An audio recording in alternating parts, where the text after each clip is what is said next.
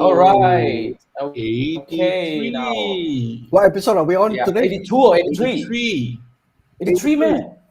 82 ah? Oh, so 82. 82 Oh, lah. damn, Don't confuse me. That's why What the hell, man? I Hello. remember last week was 81. Now it's 82.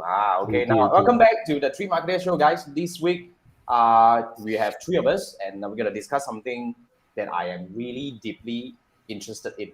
A topic that I've been, researching about, which is marketing in Web3. Oh, that's interesting. So yeah, as usual, basically, if this is the first time you see us, I'm Jason, and this is Andrew, and the guy at the bottom is Manfred. So it's just three of us. Manfred is from Singapore, Andrew is from Malaysia. Andrew is a email marketing specialist, and Manfred, what do you do now? Now, I just set up TikTok and trying to do, and I realized TikTok don't accept email address and contact number, only accept GAID and iPhone ID. Right. GAID, that's quite interesting. Huh? How TikTok don't accept emails. They don't accept email, then how do they allow people to open account? Like, what do you mean? No email, no email. As in, I'm trying to build custom audience, so no email address and email address. Okay.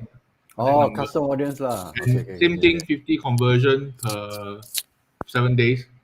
So sometimes there's no way I can reach 750 conversion. Also a headache for me. So I have no choice. I will use traffic for Facebook ads. Okay. So you're going towards challenges custom audience on TikTok. Custom audience cannot put email address and phone number for TikTok. Okay. That's interesting. And we are going to get a TikTok speaker soon. So just watch the channel coming soon this month. Right. TikTok guy. TikTok expert. Wow. Okay. Right. Last few weeks we had Mark talking about TikTok. Yes. And then coming soon we're gonna have another guy talking about TikTok. Awesome. Okay. Different So yeah, I perspectives. mean, watch this channel. Basically, we're gonna have some interesting guests coming up. Line up in the coming weeks, and it's gonna be very interesting. Watch this space, man. Watch this space. Yeah, watch this space. So Right. today What are we talk about? I want to kick off the discussion about marketing in Web3. You see, but what do you guys understand about Web3? Any one of you? There's Web3. a W and 3. W and 3, right? So it's the Web3. So it's in fact, right, people argue this is the next era of internet. All right. I mean, Tell me, probably man. just revisit a little bit. Web 1 was where, internet was born and everybody was kind of like a wild, wild west. Yes. So it was the time where those people who can build website, those people who knows how to play SEO game can really make a lot of money because they No, know how actually, to- that's Web 2.0. it was that no that's so-called Web 1.0 entering into Web 2.0. Web 2.0 was really the time where social networks started to become the centralized power of the internet. You sure? That was not my understanding. I That thought was Web what I 1.0 understand. is you can Web stuff a lot of keywords. 1.0. 1.0 can stuff a lot of keywords. 1.0 was a lot Keywords more law. If you know how to game this Yeah. thing, right? Yeah. You can win the game lah. 2.0 where you Until have web, proper web Penguin designs and all Penguin this. and Panda lah. I don't know about all these One is the animals lah. context and one is the Right. I can't remember which one. I read this before. Okay, fine. So what about Web 3.0? Tell us. Web 3.0 is the new era where, I mean, it's still forming. I would say a lot of people would say that, oh wow, we are entering Web 3.0. But in fact, at this point of time, I'm still seeing a lot of things about Web 2.0, which is Facebook is still in power, Yep. and all these social media or so-called the centralized internet power are still in control of a lot of things. Yep. All right. So basically, you still need to run ads on Facebook in order to gain exposure. You still need to do something that Google allows in order to do your SEO things and all this kind of stuff. But what people are saying when we enter Web 3.0, okay, it's really the time where users are getting back the power. As in, like, user will take control over the internet, and it's the era of decentralization. Yep.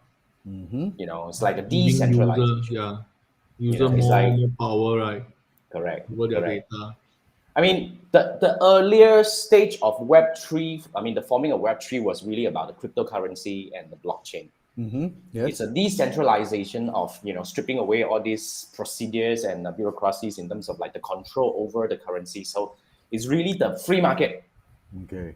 that the users would have the power to really kind of like in control. You can really do a lot of things or however you want it. And anonymity kind of thing. And basically, in a way, it's about decentralization. Okay. So that's that portion are part of it. Of That's course, the event- initial stage of 3.0, like the initial entering into stage. message. Okay. Initial stage. So what is happening now is we are also observing that NFT is becoming a thing in a way.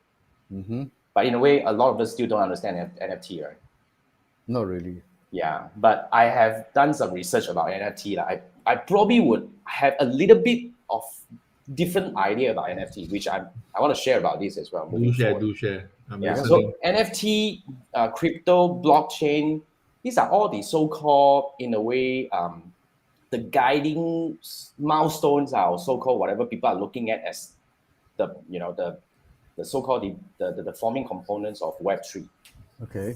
Okay, so it's about decentralization. It's about user gaining back power and all that. But what I really want to talk about is marketing in Web3. Okay. So, in my opinion, marketing in Web3 requires a different mindset for businesses to look at digital. That's why when I say marketing in Web3, you realize when I set the topic, right, I didn't say digital marketing in Web3. Mm. I Yeah, said of course. marketing in Web3. Right. Okay, because in my opinion, moving forward, right, the line between digital marketing and conventional marketing will become blurred. Mm. And as users are more accustomed to digital part of life and all that, right, because of the pandemic, and a lot of us are kind of like gotten used to buy things online, interact with people online and all that. And now also we know that in a way we also realize the importance of our own privacy and all this kind of stuff. Mm. So I'll say it's also a time where marketing will be different. So I would say marketing in Web3 will be majority of things are happening on digital side. But then again, I would say marketing will become one again. It's not really about which platform you're in. It's about how to do things eventually. How do you lead your audience? But in a way, newspaper and TVC will still be around, right? I'm not saying that it won't be around. I'm not touching that part of things. But eventually, I would say marketing in Web3 requires, what I'm actually trying to bring up here is I think marketing in Web3 requires a different mindset. You see, Okay. let me try to elaborate, because this is really something that I started to, it's kind of like whatever in my head that started forming in the last couple of weeks.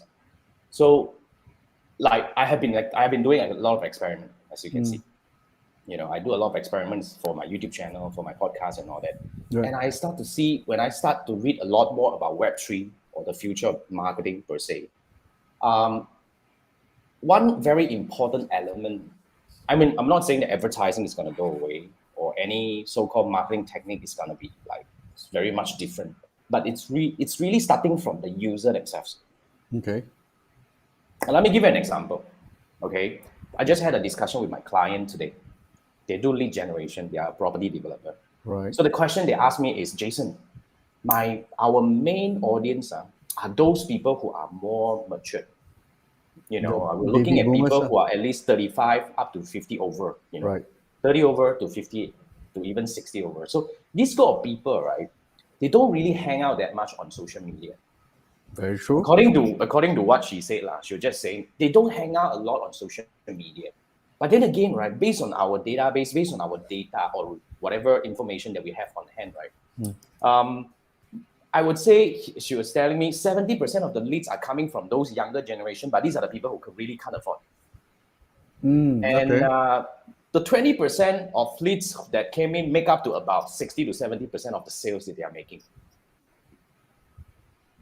Which means it's like the older generation now, it's like 35 and older. What channel are they reaching? Facebook. They're talking about digital marketing perspective. They're talking about the leads that they are generating on Facebook, because that's what I do. That's what I kind of like coaching. So they're saying that this ideal audience based on their research, their ideal audience do not hang out on social media. Okay. But they are running ads on social media. They are getting leads from them, but They are getting leads from them. Let's say 100 leads, 70% are among those younger generations. Obviously. Okay. And 30% are among those, older generation, maybe 30 over, 40 over, up to, 60 plus. What are they doing with traditional media? They are also doing whatever billboard and all that. But I see. We can't do a lot of tracking on that side, because to be frank, Facebook advertising is where you have all the data. So we are looking at all the data that we have over here on the Facebook advertising side. So he's asking, she's asking, now, how can we first get more leads among these qualified people who are really buying properties from us? Okay, so, and how can we, first thing first, get more leads from these people, and how can we find them, as in like, I mean, it's really about the same question. How to reach them? How to reach them, how to bring them back and all that. So here's what I think. Eventually, this will also start to apply to those who are early 30s or even early 20s, because these are even more native digital or so-called digital natives. Yes. So eventually, what I'm actually trying to say here is this. Now, I think it is not about this older generation or so-called, I feel weird because I fall under this group of people. It's like 30 over plus, I start to be part of this older generation. But anyway, that's what she was saying. It's not that we don't hang out on social media. It's not that these so-called matured or more ready or Baby more boomers, qualified audience, or you call them boomers or whatnot. Yeah. It's not that they don't hang out on social media. It's just that they are more sensitive about giving away information or committing into anything. Online, yes, possible. Online. That's true. They will consume the content, but they may not interact or engage with the content on social media. But what is the process right now? When you see information or when you see a piece of advertisement, okay, how would people react right now? Like, let's say, for example, we are all savvy internet users. We have been seeing advertisement for the longest time. So we know that what is an ad, what is not an ad. Yep. So when we see an ad, right, we are very not likely, we are very unlikely to take action on the ad itself. Well, unless the ad is relevant. Unless the ad is relevant. Even if the ad is relevant, what I might do is I probably will look them up on Google first. Okay. You get what I mean? Yeah. And I need a few rounds of persuasion then before you take action. I will look them up on Google first, because I don't know. First thing first, you just imagine if this is let's say, just imagine if I am the guy who's running ads, I'm running ads for my free workshop. Okay, if I'm running ad to the so-called the cold audience, I'm most likely targeting people who don't even know about me and never heard about me. Yes. So when these people first come into my universe, they first see my advertisement, right? They probably won't sign up as my lead right away, because they will click, they open my landing page. The next step they will do is they probably just Google out who the hell is Jason Gan. Very true. You know, and then they'll do some background check. They will start doing all these things, because this is the era. I mean, I would say if there's anything happening in the past 2 years, when the pandemic hit us until now, up to what we are right now, I would say consumers become smarter. Very true. Yes. And this will only continues to get more and more differently moving forward. Consumers will always get smarter and smarter. Yes. More and more people are more familiar with advertising, and they know this is an advertisement, and they know that they've probably been trapped or been conned or been whatever into different situations in the past. So they are more aware about this thing, and they are also more aware about their privacy policy. I mean, it's like, I don't want to simply give away something just like that. Very true. So my question to a lot of advertisers is, what are you doing to make people build the trust in their head about you? Okay, just want to add, you mentioned the searching part. I think many years ago, Google had actually coined this word called zero moment of truth. Yep. People actually do their reading up. So how do you gain trust? I think the typical way of what we're doing right now is multiple touch point. You even email dripping also the same thing, right? As in, you talk about introduction, you have a limited promotion, scarcity in terms of whatever. So different angle, maybe even festival occasion, multiple angle to try to guess and communicate and see whether which one will they bite. That's the typical drip that people will do . So gain trust. Yeah. Maybe have to arrange a one-on-one, face-to-face. I mean, that's ultimately already kind of like that's further down the funnel already. It's further down the funnel already. I'm just saying that when people, I'm just saying that, like what you say, the what zero moment of truth. Zero moment of truth. The zero moment of truth. It's part of that, So what I'm actually asking here is, I'm asking all businesses who are running ads on Facebook. or whoever who is actually actively doing advertising on any platform or digital platform or even conventional platform is when you're running advertisement, okay, you know for a fact that people are getting smarter and smarter. They probably won't get in touch with you right away. But what do you have to make people understand more about you? It's about building an enhanced customer journey. So if there's anything about Web 3.0, okay, I think marketers needs to do a little bit more thinking about how can we build a journey to allow audience find out more about us. You see, one thing, if you turn it around, right, this really happened to my business a lot of times. This really happened to my business where there are people who actually saw my ad and eventually they probably sign up as my lead. But then again, before they attend my workshop, right, they have already watched my YouTube videos and they have already probably listened to some of my podcast episodes. Okay. When they come to my workshop, the closing rate becomes so much higher. Remember one thing that we always talk about, when it comes to marketing or when it comes to selling, we don't really sell because the best selling happens in the customer's head. You mean they sell themselves? They sell themselves. Very true. No, actually, we are already witnessing this trend. Back in my days when we do advertising, it's always about push advertising. It's always about hard selling, either physical or when you run ads, right? And you notice now, even let's say, for example, a simple thing like buying a car. 10, 15 years ago, you rely on the salesperson to give you information. You look at the brochures, and it depends on the trust you have with the salesperson, all right? Yep. And you may decide to buy.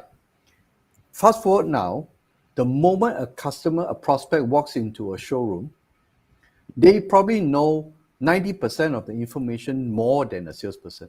They have done their research.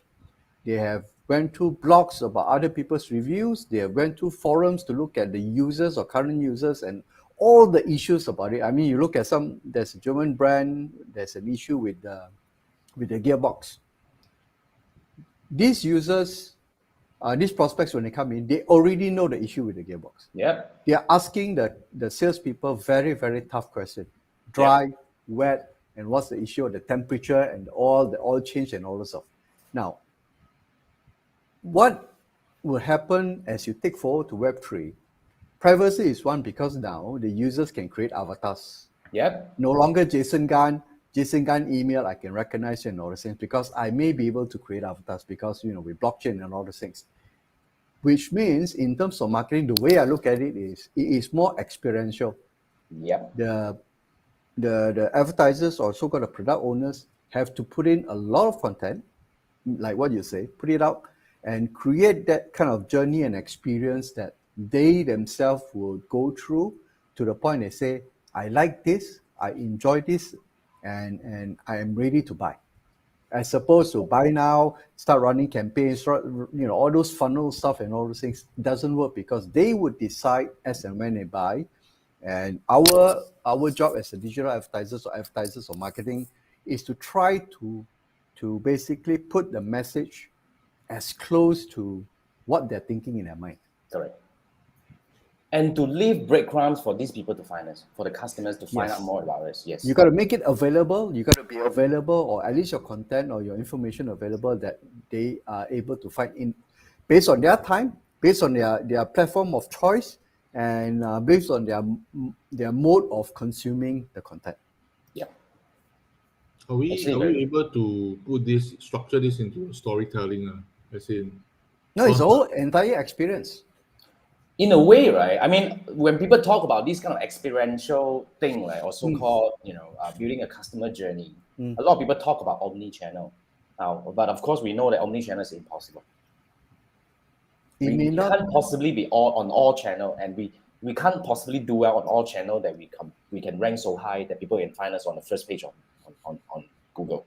I guess we need to pick the right platforms. No, for us, maybe because we don't have that kind of budget.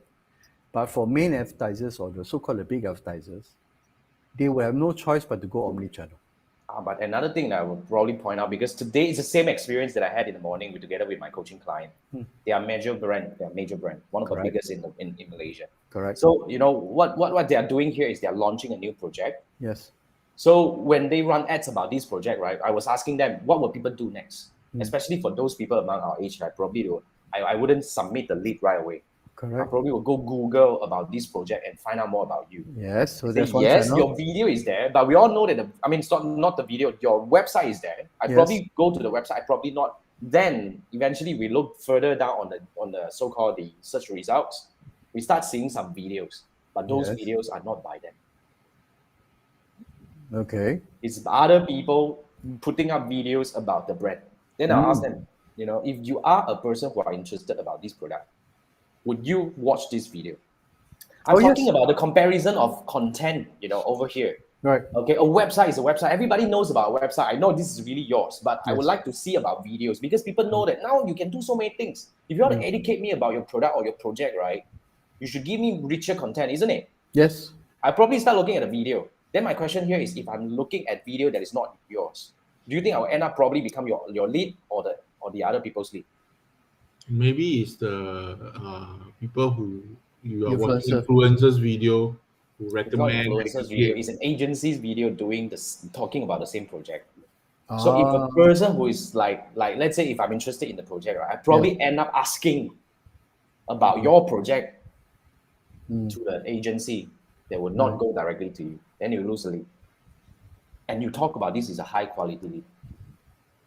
But they still get the project. I mean, it may be taken out of their control because it's dependent on how the agency or the real estate representative is going to drive them. They can send them to property A, they can send them to property B. That's you true. talk about property. Now Yeah. let's take another context. For example, if you're selling on Shopee or you have an e-commerce website, Yep. you're selling certain product. Let's say, for example, I'm now looking for a mic. I'm not sure whether I want to get a kind of like a podcast mic or not. I'm still thinking about it because this is okay, but somehow some people say it's not good enough. Not so cool. Thinking about it, I'm thinking about it because I've been using this for 2 years. I'm fine with it. But nonetheless, if you just think about this, if I am looking for this product, right, and if you sell this product, you run ads.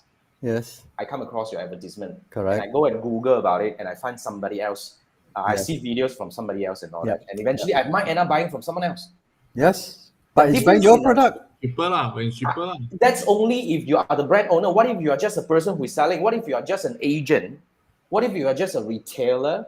What if you are just a wholesaler? I mean, that's the problem. We are all looking at a brand perspective. What if you are not a brand owner? Correct. So if you look at what is happening with real estate, like you mentioned, those days, real estate agents, basically what they do, they wait for people to call, they put their name out and say, hey, what property you want now? What are you looking for? You're looking to buy, to rent, to invest, and whatever it is, where you want to stay and all those things. And then they will have this inventory or so-called connection inventory of properties, and they will take you through, basically like a tour guide, or this is this, and that's about which one you want. That's about it. But that would not cut it now, because that's why you notice the real estate agents, they are now content producers. Now you not all of them, not all of them, but the big ones, or so-called the good ones, they are moving towards that where they actually do, instead of they do a walkthrough, they run videos, they talk about comparison and all those things. The idea is the more content you put up, the more value you put up, people would trust them and say, hey, I think this guy knows a little bit of this area and all these things. And I've seen him talk. I seem to like this guy or this girl and all those things. Okay, let's talk to her, because now you can compare personalities. Correct. Right? Correct. So anybody who is watching this show, for example, automatically, if you've been with us for 82 episodes, you sort of know who is Jason, how he reacts, how he talks, what he likes, he doesn't like. About me, same thing, and about Manfred, right? You have an idea. And if you meet us on the street, there is the perception that when you approach us, when you talk to us, that's the perception. Jason could be this, Andrew is going to be like this, and that's it. Yep. So I think this is whatever you are saying, that this is really what a marketer should be doing right now in order to prepare yourself for the Web 3.0. Because it's about building a journey that people can start building their perception about you. It's like they feel like they know you, they understand you already in a way. And then eventually they will either like your method or don't like your method, and eventually they like your personality or don't, Yeah. then they will choose from there. Yeah, it's not no longer the case of outselling each other. It's like every one of us now, when we show up on Web3 or Web2, is to earn the right for the person who's willing to trust us. And We're remember, you want to say fighting. something? Yeah. Yeah. So are you saying that less push traffic and more pull traffic? Is it more Yeah. focused on SEO and SEM?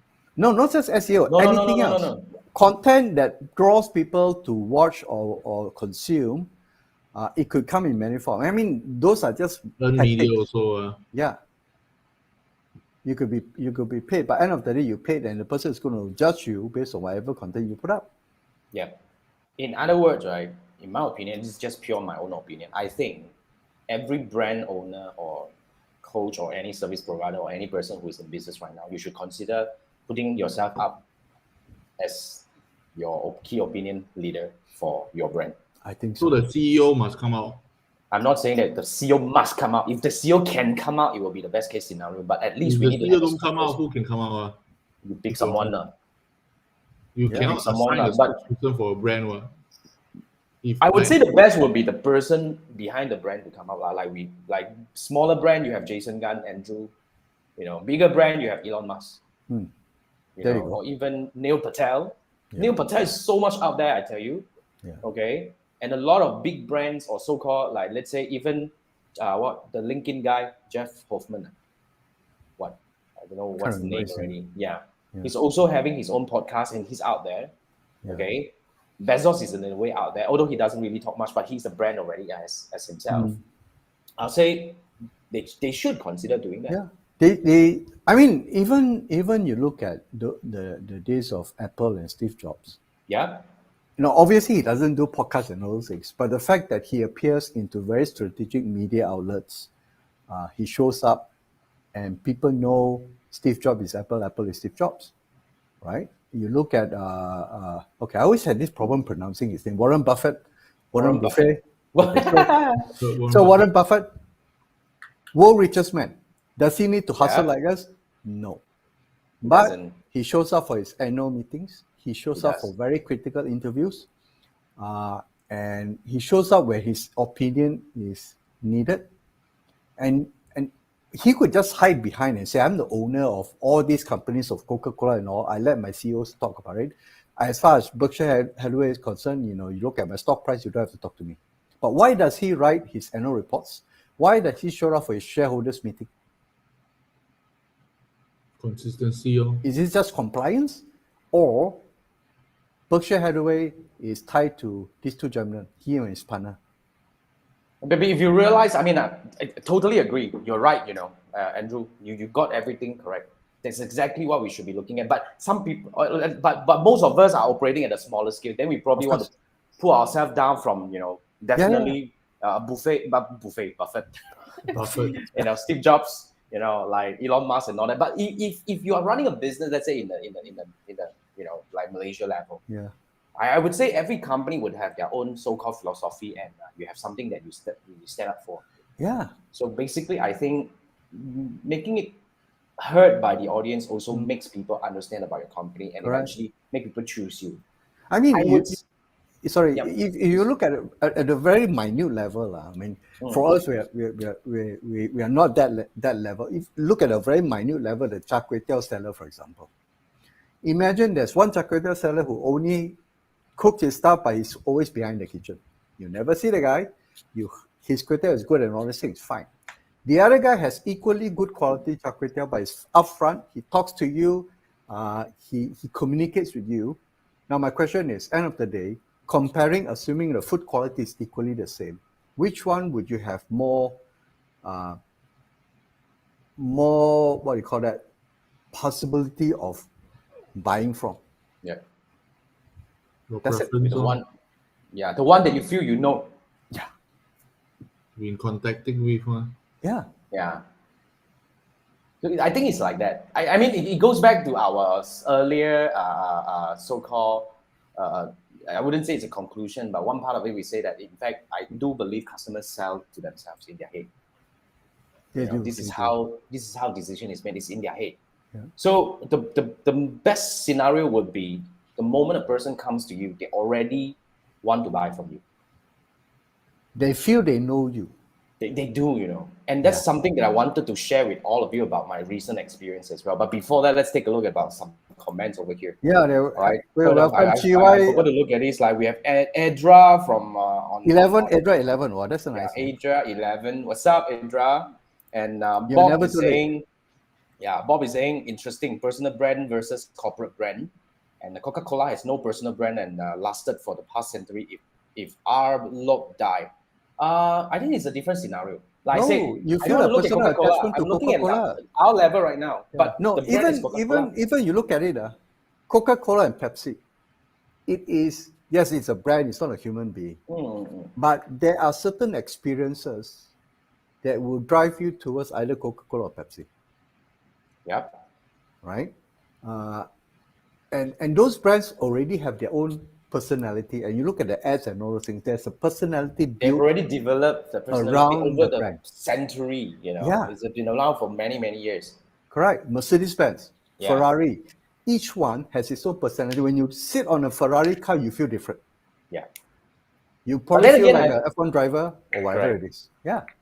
But then again, I also want to pull back. We're not looking at the Coca-Cola level. We're looking at our level. If we are building a brand right now, if you're running a company right now, okay, we are not yet Coca-Cola. We are not yet Elon Musk. Of course. You know, we're not there. But what can we do? You just have to imagine when you run ads or when you go out there.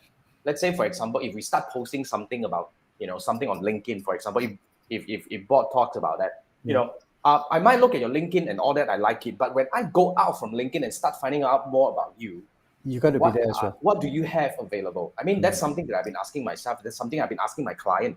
Right. That's the question that I ask my client. Let's say, let's go to Google your product and see how it goes. Yes. So aside from the first, of course, your website, because the moment you search for the branded keyword is the website, right? Yep.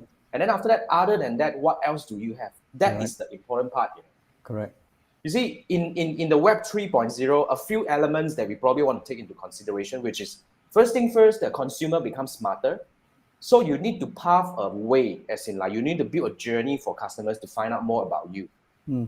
Because the selling process would be they will sell in their head by finding out more about you, building a personality of you in their head and start buying from you. Yep. You know, that's one thing. And then second thing is moving forward, right? You know, it's also very important for you to quickly close the gap of the rule of 7. The rule of 7 is a person needs to, I mean, it's usually takes 7 touch points to. Now it's more, right? Apparently. It's actually 14 or 21. So if you think about this kind of number, 21, 14, 21 and all that, right? How do you shorten the gap? 64, I think. No, I don't care lah. Irrespective whether it's 7 or 21, it's not about the time. It's not about the time. It's about what can you do to make people feel that they know you faster. Yeah. I think the key word is like how do you make people know you faster? They at least make them feel that they know you faster. They form an opinion about you within a day. Okay. Correct. All right. So I think coming back to our level of businesses, I would say anyone who's probably starting out or even you have a business and moving forward, if you want to compete, what I'm actually trying to put up here is advertising is no longer important or no longer sufficient. Oh, yes, of course. Advertising is no longer sufficient. It's about how you build around the brand that makes people, you know, really like form the opinion about you. Yeah. That's what I think. Yeah. But thanks, Bob. You know, this is a very good. So you need to do multiple areas, like your organic, your various social media platform. Basically, any touch point you can touch your email marketing automation. Yeah. Same thing. I mean, recently I just Gordon Ramsay. Okay. And I stumbled upon his Uncharted series, and I got me thinking, and I started to research this guy.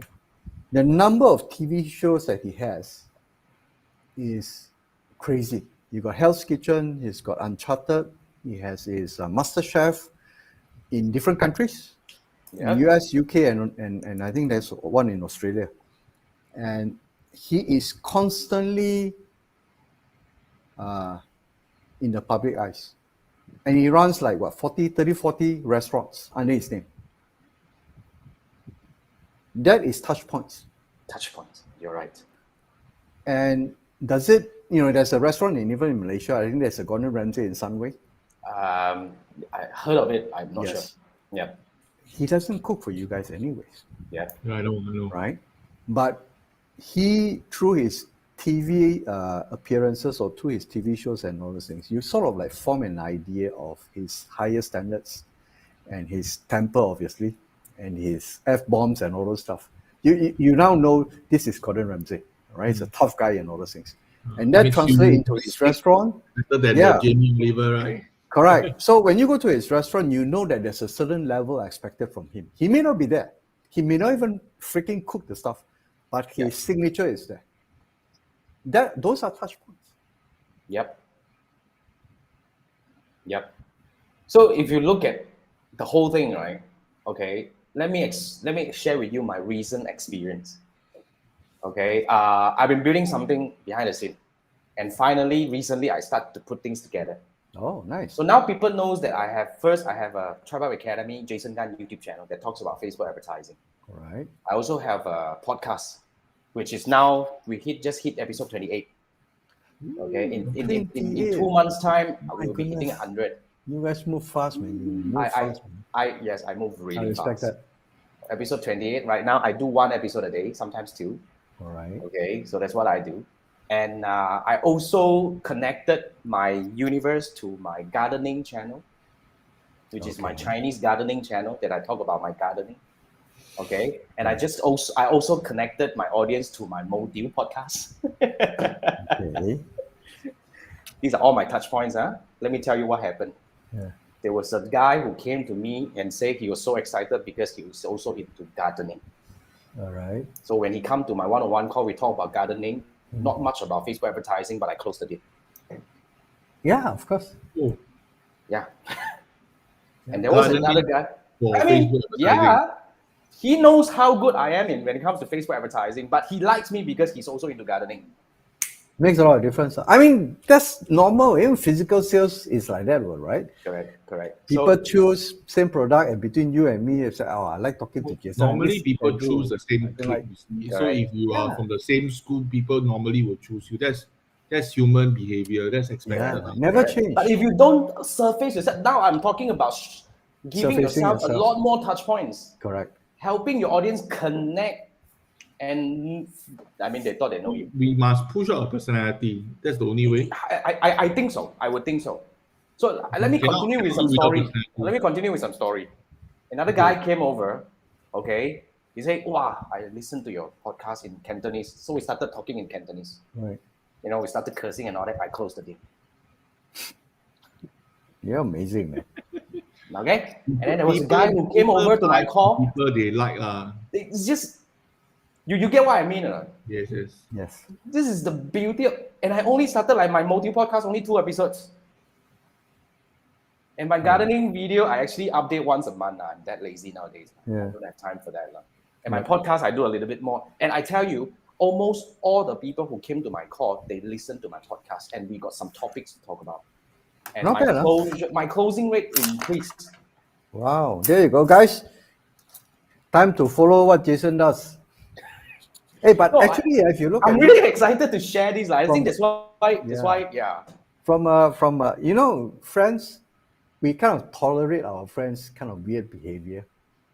What? Come again? Like friends among friends. When we're among friends, we kind of tolerate, each of us are kind of unique on our own ways. We kind of tolerate the friends' behavior, or they will tolerate us as well, right? Same thing, if you, in your case, for example, the fact that they've listened to you through your podcast or watch your video and all those things, they felt like you're their friend. Yes, so much. Right? So Obviously, much. you have to go through that quality test, but they know already. Now, between you and another equally good Facebook guy, they will veer to you because they've kind of like felt part of your world. Yeah. Okay? So you can curse for whatever you want. Well, yeah. I mean, I of still course, like don't you. do it That's in it. my Yeah. podcast lah. Right. I do it in some others. But it's me, I'm just showing or surfacing my personalities on different channels. But when they start connecting things like what you said about Gordon Ramsay, that people start connecting. Oh, they have this restaurant here. this one in Sunway and all this kind of thing. Yes. And they watch their video, they watch their show and all that. Eventually, people build impressions about me very quickly. There was a guy who came to me and said that, Jason, why, and then in the call, he was like this, I'm now here in Thailand in whatever, like, don't know a name that I never heard of. And I say, oh, I've never heard of it. And I only went to Phuket and a few other places in Thailand. Right. Then he asked me, oh, wow, I listened to your podcast. I thought you travel, you're well-traveled. You travel all around Asia. I was like, which part of my podcast I talk about that shit, man? Seriously. I have no idea. And I've been hearing this recently. Okay, we better start checking whether there's another Jason Gunn out there. I don't know. So but it's beautiful because people, when they come to me, they feel like we are friends. Okay. And we are friends. It's a lot easier. We don't need to go through those kind of like, hi, I'm Jason. I do this and you do here that. My credentials. Yeah. Here my what? I've looked at my testimonials and all those crap. Yeah, okay. Oh, that would be nice. Oh, it happens. Yes, nice. Seriously. That'd only recent weeks because I started my podcast. I started connecting all these things together. Yes. Yeah. Chiwai, you want to know about my gardening channel? I don't want to tell you. Start with the motive first, Chiwai. Start with motive first. Motive is good. Motive is good. Motive is quite interesting. You're hustling, man. No time for gardening. Only orang atas like Jason garden only, ma. You and I, we're gonna fight for survival, Why got time to garden? No, I also no time to do gardening lately. I mean, like a few of my plants die anyway. But hey, Bob has a question. Bob has one. Bob has one. Bob has a question. NFT, right? Okay. All right. Okay. I have some different perspective about NFT. Okay. Tell us. Now, what do you know about it? What do you think of NFT? What do you understand about NFT? Come, guys, chip in. What is NFT? What is non-fungible token or cannot be changed cannot be changed. Wherever right? Yours, right? The data is spread decentralized to wherever it's almost impossible. It's impossible to change the record. You own it, in a way. When you buy it, you own it. So if the celebrity endorse an NFT, then of course it helps the NFT to soar. But a lot of people don't understand what is NFT. I don't. NFT is decentralization. It's the start of you owning part of the internet. That's the Web3 So when I purchase something already, the NFT, can I sell it away to another person? You can. So then the record will be under his name, Correct, and it's under his name. Now let me probably share with you a little bit more about what I know about NFT. Now a lot of people know about NFT is like those like icons some emojis some weird graphics that people buy and trade. Assets digital assets, yeah. So-called digital assets but it seems like there is no meaning behind it. Why are people buying this, right? It's speculative. Okay, it's speculative, my thing is speculative. Yeah, I thought so. Then I started to look at more NFT projects. Okay. And I come across one NFT project which is selling the copyright or the ownership of the music that they are producing. All right. So which means instead of buying album, you can buy the ownership of that piece of music, and in the future, you earn the royalties. Faster and easier. In a way, faster and easier, I don't know. But you now own that piece of music instead of it's owned by the record or the album or the whatever company. You own that piece of music. Isn't that similar to crowdsourcing? In a way, but it's crowdsourcing is just crowdfunding. Similar, I think. I think that right? I would it's fractional ownership. Correct, it's fractional ownership. And the beauty about this is you moving forward, like now Twitter now allow you to put like a hexagon thing to tell people in the world that you own this piece of so-called NFT. Yes. Or something like that. That's already happening on Twitter, and I believe Facebook and all other places will follow suit one day. Right. So that is part of like what you say. This could be you can use this as your icon. And say this is you. Yeah. Now another example that I want to share with you about NFT is I watched an expert or so-called an expert. They sell unique seeds to his inner community. Unique seeds, okay. And let's say I have 100, I call this let's say Jason's elite circle. All right. Okay, so what I'm promising here is, every year you get to access to me for X number of hours, and I'll be throwing let's say offline events and all this kind of stuff. So you buy this into this. So Isn't when that you membership? buy, it's in a way membership. But if you look at the earlier stage of whatever we understand about membership is you need to pay renewal. Oh, yes. But now you buy this ownership, you buy a piece of Jason Gunn's future. When I grow, when I become more popular, when I become more, international in the future, Right. whatever that you're buying right now will definitely increase in value. You can trade, Yep. you can rent. Yep. Which brings to mind a teacher of mine. He likened NFT to real estate because there are two components. One is obviously you own the fraction of real estate, supposedly that digital asset, but there's the other component that's the potential for capital gains. So similar in your case, for example, let's say you sell a part of your digital rights to Jason Gunn. I am buying for the dividends or whatever stuff that you produce eventually, right? You're going to part a certain amount. So those are so-called the dividend incomes. But what happens in the next 3 years or so, Jason Gunn becomes the number one marketing guy in the world. Your value, that's the capital gain. Because I own this, I can now basically say, hey, Jason Gunn has just hit 100 million in sales this year, Next year is projected to hit 200 million. My so-called fractional ownership of you has that value, just like buying a share. Which is possible, because I think nobody say you can't tie a percentage of your revenue or your income or your earning to the part of an NFT, which they can get some dividend out of it. I think it's totally possible. Yeah. But I think Bob has a very interesting sharing over here. Is he said, the interesting part of NFT is the utility. Gary V's NFT is access to the VCon, which is a physical event. That's the normal way of doing this. But what other people are doing, yes, you're right, Bob. I think that's one way of doing it. So another way of doing it is I've seen some artists selling his future as well. So if you imagine, right, you sell 1,000 pieces of these NFTs, and you'll be only selling to, of course, people who are interested in you, correct? So when you sell these to 1,000 people who are really believing in your future, these 1,000 people will become your evangelists. They are your They'll investors. become your number one fans. They are your investors. They will go rah-rah because they only have one. They only have one vision. They only have one thing they want from you, which is for you to become fucking successful. You fly, you fucking fly, then you fucking fly, then they earn. Right. So that's the whole idea. Absolutely. So when this thing happen, if you look at this, the possibility is quite interesting. That's why I say I want to relate this to my case, which is, I don't know, man, one day I might sell my NFT. But the key about this thing is you don't start an NFT or you don't do something like that before you have a community. So all these come back to your own. Not many people have it. It's about your community. Gary Vee can do that because it's Gary Vee. Just imagine Jason can go do it, it's gonna be like flop. Confirm sure flop. Okay lah, three of us we become your community lah. Jesus Christ will do very well in NFT. Yeah, and then if TY doesn't become a community, I'll freaking ban him lah. Yeah, man. Wait. What's happening? Wait. I think TY is saying you're already listening. What the hell are you listening? You listen halfway, cannot accept Jason speaking in Canada language. Oh, maybe motive lah. Motive. He's talking about motive. Maybe motive.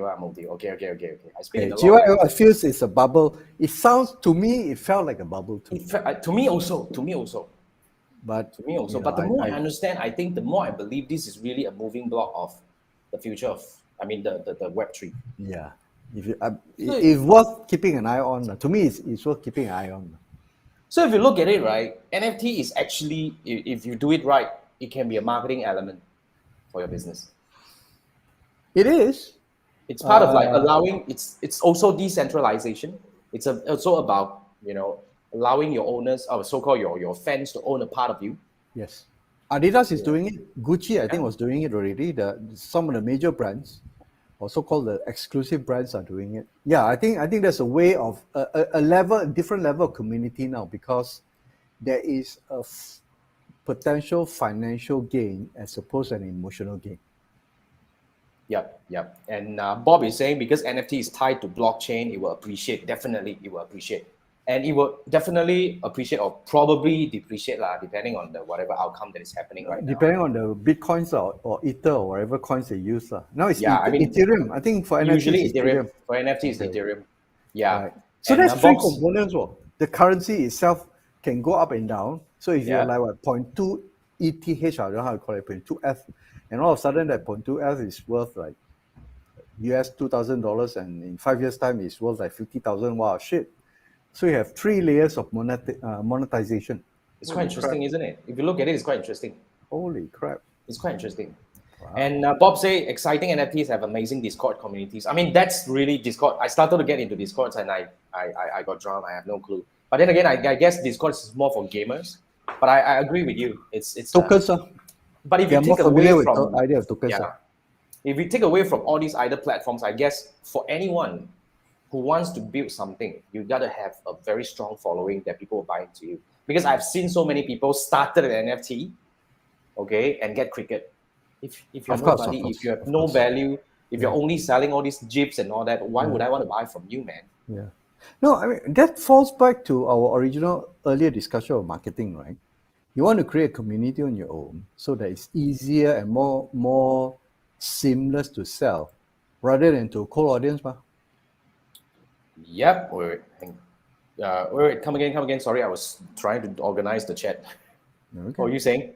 No, I mean, even now, like marketing, you will sell to people who follow you and all the things who know you. Yeah. You will not, you can sell, but it's very difficult to sell to a core audience. Same thing. Correct. So if you don't have a following or you don't have people who know, like, and trust you, how the hell are you going to push your NFTs? Correct. So that's why I would say if you are ready to push NFT, in fact, NFT is going to help you push further if you have a strong community, because here's the connection. You run ads. Here's what I'm thinking right now for any brand out there. You probably want to think about this route. You run ads and you build all your other touch points. So when people see your ad, they will probably join you or not, but they will start finding more about you. Then eventually they will come in either through your YouTube, through your podcast and whatnot, bullshit lah. And they will already kind of like form an impression of you. When they come to talk to you, they feel like your friend. So when you have accumulated enough power or so-called momentum in your community, you can start launching your NFT to actually, and NFT is going to help you accelerate your brand building as well. Why? Because when you accelerate or elevate this bunch of people who are really your anchor fans or followers, they'll become your number one evangelist, because now they own a piece of you. For There's your a future. financial interest in your success. Yes, financial interest. They'll go out and blow so much more about you, and eventually they are going to help you. If you have 1,000 evangelists out there blowing trumpet about you, then eventually, it's if not times 1,000, probably times 200. Yeah, they have to You market your actually shares, right? Otherwise, how to exit? Correct. So this is kind of like when things connect together, right? Then it makes sense, for all these celebrities to endorse, because they see the whatever, and maybe celebrities has some collaboration with the I'm sure they the do. NFT. I'm So sure there are they many reasons. Right. Yeah. So when that thing happened, in fact, moving forward, if all these things, all stars align, right, a brand can be built in a very short period of time. This really sounds like religion to me. I think that's Religion is the forefront of marketing. yeah. If you study them, Yeah. yeah. When we look at this thing, right, it's possible, right? Holy crap. Web3. That's why if you look at Web3, if you put things together, right, I don't know, man, I'm excited, but it's not easy. I must say, Yeah, it's not easy. So, guys, what do you think?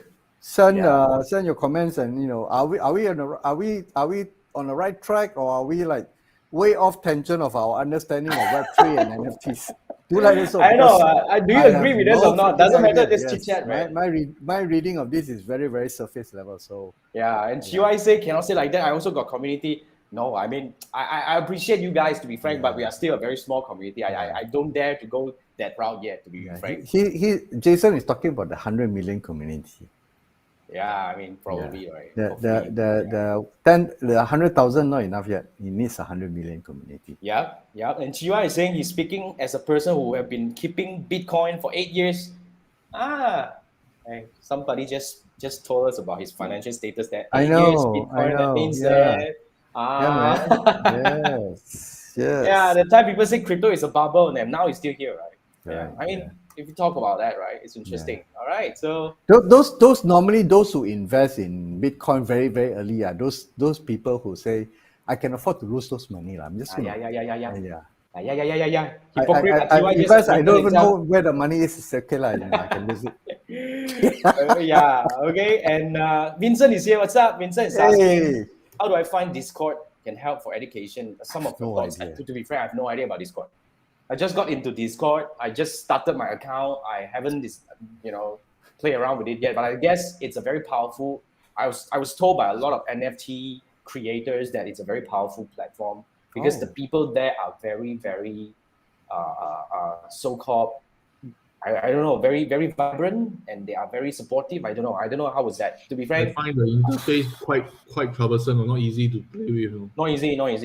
So Trying to in terms of join education, I have no clue, man. I'm a very simple person. But then again, if you look at Discord as another social network or probably another platform, then probably we may not want to actually put too much weight on it because just like Twitter is still not very big in Malaysia, except among our Malay friends. Just like Dick, Reddit, all these are things that are not really big in our part of the world as well. But then they are big over there, right? And Discord's big over there, and they may not come here. They may not happen in our part of the world. So I guess, yeah. But I don't know anything about Discord. Yeah. That's for the record. try to have to try to allocate some time to look into. And Chiwai said I should start a cult. Easier to build a community. I don't know how to do that. I have no clue. Yeah, man. Yeah, and Chiwai say you're keeping Bitcoin dust, no nuggets, not nuggets. I don't know. I don't need to know. We don't know. I don't want to know. Because we don't even have dust. Yeah, I don't. At even least you have dust. some dust. We don't Yeah. even have dust. That's the thing, right? You have dust, we don't have dust. Yeah, I mean, just to quickly sum up about the discussion about marketing in Web3. I guess any marketers, any brands, any business owners should start thinking about really building a journey for your audience. And in my opinion, the easiest way to start is really video because I don't know, I'm no longer into reading. I'm no longer into reading. I'm a video person. In fact, I'm more into audio person right now. And based on my recent experience, getting feedback from my audiences and from my clients right now, I think video and audio plays a very important role. So if there is anything you should consider starting right now, jumpstart your YouTube channel. You don't want to start slowly. You need to have a strong one. You got to make sure that when people are looking for you, because moving forward, a lot of people are saying that one of the easier way to improve your SEO is actually strengthen your branded search. Yeah, searchability lah. Yeah. So I also observe the search for Jason Gunn and Tribe Academy has been increasing very steadily. So when this kind of branded search increase about you, what do you have to connect people back to the right platform that you already own? I think that's the reason why you need to have a YouTube channel. Okay. And then after that, talk about podcasts. And if you can do a little bit more crazy like me. You can do a lot more things. In fact, podcasts, not much work. Every day, I only spend about 10, 15 minutes. I yell away and just put it up. And you guys listen to it. Thank you so much. And YouTube also not much work. My weekly module also not much work. And Not things bad, like, not much work, to be frank. And for podcasts, you'll be surprised who are the people you attract. I attracted one of the largest podcast hosting platform in Taiwan to get in touch with me. We probably will do some collaboration to hopefully bring up the podcast wave in our part of the world over here. So that's something that you probably should consider doing. As a brand, I guess you need to start building a brand. Heads up from Jason Gunn in year 2020. Yeah, and I only started not long ago, to be frank, if you look at it, right? Of course, my YouTube channel is a little bit longer, but I've been seeing crazy improvement. I think this morning I was listening to a radio talk show. Was it radio talk show or I read something? When somebody searches you and they see you produce, let's say, blog articles, and then they see you have YouTube videos with your face and all those things, I think it adds to that feeling of authority. Because not many people will have their own personal YouTube videos. And if you have, then I say, hey, wow, this guy got YouTube video. Then I go deeper and say, wow, this guy got like 100 of YouTube video about him talking about a particular subject or whatever it is. Then obviously he must be an authority, lor. You know, aside from having a book, if you even have published a book, then that's it, like, you know, I don't have to talk to anybody else already. I'm going to talk to Jason Gunn, unless if I can't afford him. My book is on the way, I hope. Right? So book, articles, videos, all Audios. these things are very subtle push or so-called subtle signals and say, hey, I can be trusted. I've been doing this. I have the experience. I have the skill set. Screw the certifications because I will look at these things enough already. But really look at podcasts, seriously. Okay. This is where, because when do you listen to podcasts? When you can't do anything else, when you're driving. Yes. And when you listen to podcasts, you don't listen to one episode, you binge. Because you can't do anything while you're driving. There's no distraction though. That's one There's thing. no for sure. distraction. There's no ad. There's That's nothing in interesting. between. So if you listen to this, I mean, I've been binge listening nowadays on several podcasts, and I have people who binge watch my podcast and then they come back. This is how they build impressions of me in their head, which I have no clue how it came about. Seriously. Before I change your podcast, let me change my YouTube first. I think the YouTube is something definitely have to do.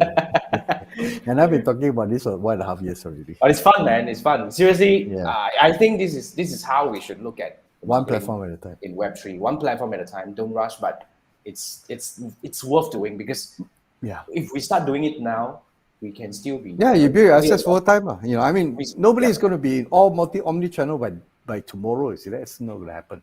Yeah. But you have a good point. I think moving forward, in order to be, you got to make yourself available to your prospects on multiple platforms and multiple mediums. And to feedback to Vincent's, he says it's tiring with so many platforms out there. You wonder if Clubhouse is still a thing. That's why eventually you pick the right platforms that has long-term, that will bring long-term benefit to your business. Not fat kind of platforms. No. Like, And what can bring long-term benefit? Things that Google index. Audio, video, Text. Audio, video, text. Not social network. I wouldn't say if you want to build something like that for long term. Social media because, is amplifier. Yeah, you can use those to amplify your message, you're right, to promote your message or to promote your videos and whatnot. But to be frank, the indexing of Facebook or Twitter or anything on Google is not.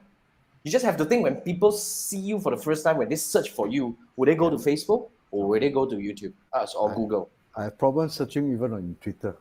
Yeah, so I think the question is actually there. So this is how I choose my platform. This is how I choose where I show up. Okay. What do you think, guys? Let us know. If you're watching the replay, put it in the comment section. If you're watching live, you can, let us know. Start streaming, start doing live, start talking, get stream deck. Watch it. See, orang atas, before they do this, they're going to get a bloody $3,000 stream deck first. Yeah. What the heck stream deck? I don't even know anything. I'm still using this mic. Somebody complained that my audio our is stream bad. deck is this. This is our stream deck. Press. His stream deck is something like this one. Multiple buttons. Press one, screen one. Press two, screen two. Okay. Press three. Change audio automatically. 4 cameras, right? Something like that. Yeah, 4 cameras. And 64 likes. 64 likes. All monitored through that central console. Today we hammer GY. GY, sorry lah. Okay. Yeah. Now, before we go, we still have to do this website of the week. Come, Manfred. Okay. Yeah, Manfred, quiet. Okay, what was that? Have you brought up? Let me bring it to the screen. Hold on.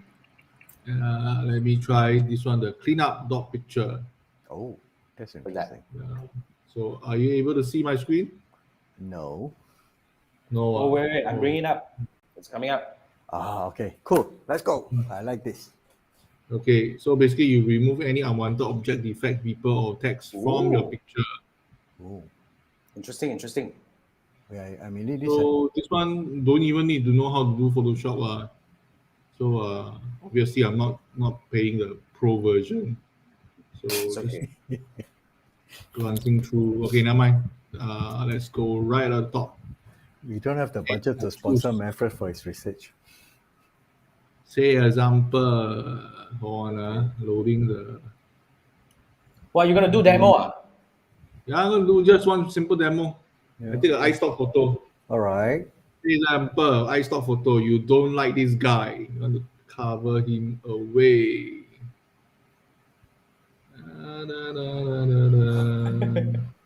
This guy, you don't like him. He owe you money, never return you back.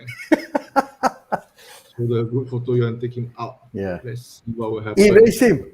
There's a movie called Eraser or something, right? Eraser. Yeah. What? The new one Denzel coming out, Washington, Eraser 2. Yeah. Holy crap! Wow, not bad. Oh. Not perfect lah, but it's still quite decent. Yeah, nah, it's like a ghost Right? photo there lah. You know, they say, oh, Let there's me a see whether ghost. I can make it, because they are taking the nearby pixel and try to Replace blend it. in. Holy shit! Yeah. Pity Why the you girl need lah, to the face It got can be yeah. erased one. No. Why you need a Photoshop, man? Don't even need a Photoshop. Yeah. See that guy disappeared. Powerful. Okay. Oh, This okay. one's okay, fun. okay. I had fun playing with the thing. Okay, Awesome, okay. awesome. Clean up what? I want to save this already. Clean up pictures, up okay. Top pictures. Clean up dot pictures. Clean up This dot one pictures. goes Let into me- my tool, into my You can shortcut erase your tools. text. Done. Okay. Hey, awesome, man. Okay. This is a good find. Awesome. Okay, Good awesome. find. Thank you so much, Manfred. And yeah, I think that wraps up this episode. Okay, I hope you guys probably learned something, hopefully. This is really from my recent experience doing a lot of crazy experiments and experience a lot of crazy conversations with those prospects that eventually became my Cool. clients. I Alright. think it's very interesting.